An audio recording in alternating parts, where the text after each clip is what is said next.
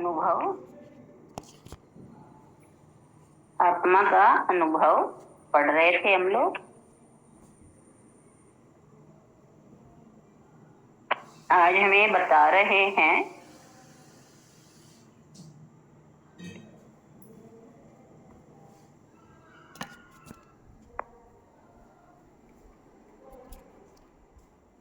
Christ ने एक बहुत अद्भुत वचन कहा।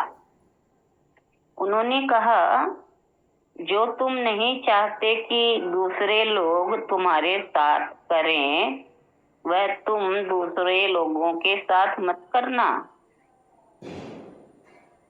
जो तुम नहीं चाहते कि दूसरे लोग तुम्हारे साथ करें, वो तुम दूसरे लोगों के साथ मत करना।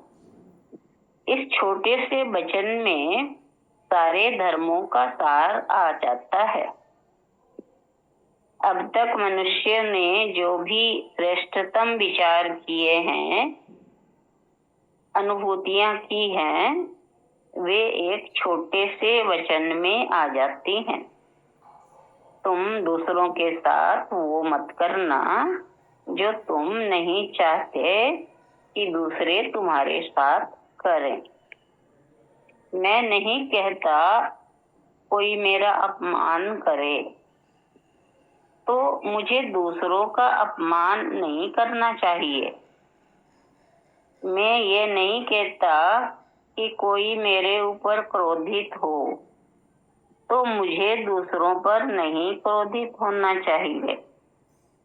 अगर इतनी सी बात, इतनी सी व्यवस्था सध जाए जीवन में, तो जीवन सुगंध से, आनंद से, संगीत से भर जाता है।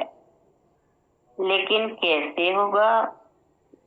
ये कैसे संभव होगा कि जो मैं चाहता हूँ कि मेरे साथ कोई ना करे, वो मैं दूसरों के साथ ना करूं?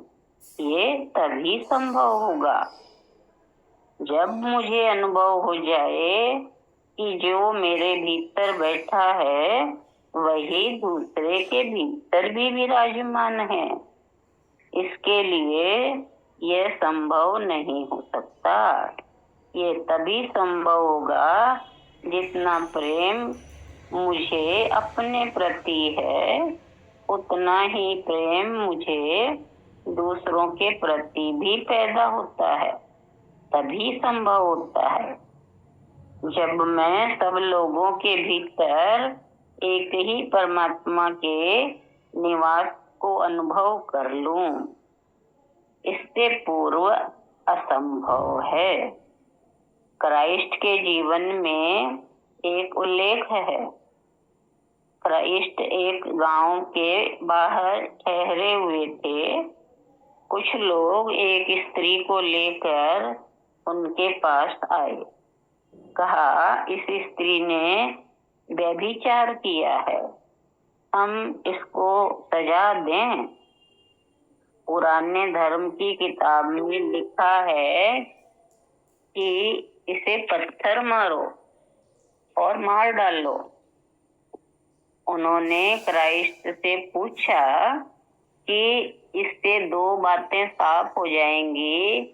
एक तो ये बात साफ हो जाएगी, अगर क्राइस्ट ये कहेंगे कि इसे पत्थर से मार डालो, तो हम कहेंगे, आप तो कहते थे कि जो एक गाल पर चांटा मारे उसके सामने दूसरा गाल कर दो, और आप तो कहते थे जो घृणा करे उसको प्रेम करो।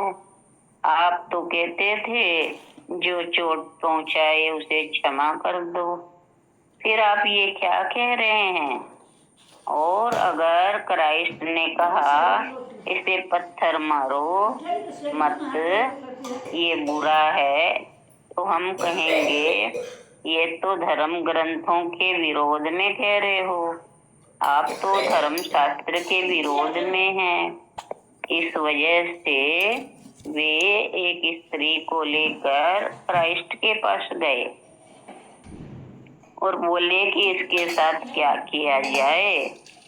क्राइस्ट ने कहा, जो पुरानी किताब में लिखा है वो करो। उसने सोचा था कि क्राइस्ट के पास जाने से शायद जीवन बच जाए, क्योंकि वे शायद इस बात के लिए कहें कि इसे न मारा जाए। लेकिन जब उन्होंने कहा, सारे लोग पत्थर उठा लो और इसे समाप्त कर दो, तो स्त्री घबरा गई। सारे लोगों ने पत्थर उठा लिए और सारे मारने को थे। तब क्राइस्ट ने कहा, रुको। वो आदमी सबसे पहले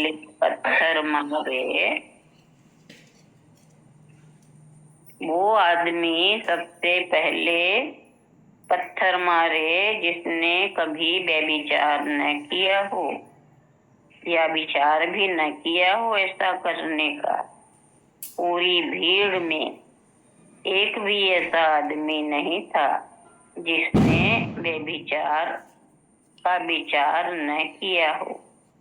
क्राइस्ट ने कहा, वो आदमी पत्थर मारने का हकदार नहीं होगा।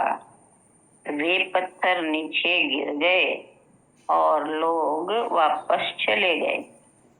और उन्होंने उस स्त्री से कहा, कोई व्यक्ति इस जगत में किसी दूसरे का निर्णायक नहीं हो सकता। अद्भुत! उन्होंने उस स्त्री से कही बात, इस जगत में कोई व्यक्ति दूसरे का निर्णायक नहीं हो सकता। नासमझ जो है वे इस जगत में दूसरे का विचार करते हैं, निर्णय करते हैं, और जो समझदार हैं वे अपना विचार करते हैं, अपना निर्णय करते हैं, अपने बारे में सोचते हैं, मैं कहाँ हूँ, मैं क्या हूँ। वे इस संबंध में विचार करते हैं, मेरी जीवन की स्थिति क्या है। वे इस संबंध में विचार कर सकते हैं कि क्या इन सारी संभावनाओं को अपने भीतर विकसित कर सकता हूँ, जिनके की बीज मेरे भीतर थे, या मैंने जीवन को व्यर्थ खो दिया। जो मानते हैं वे थोड़ा विचार करते हैं, थोड़ा विवेक है, अपना निर्णय और विचार करते हैं, अपने जीवन की दिशा पर चिंतन भी करते हैं। इतना ही लेंगे।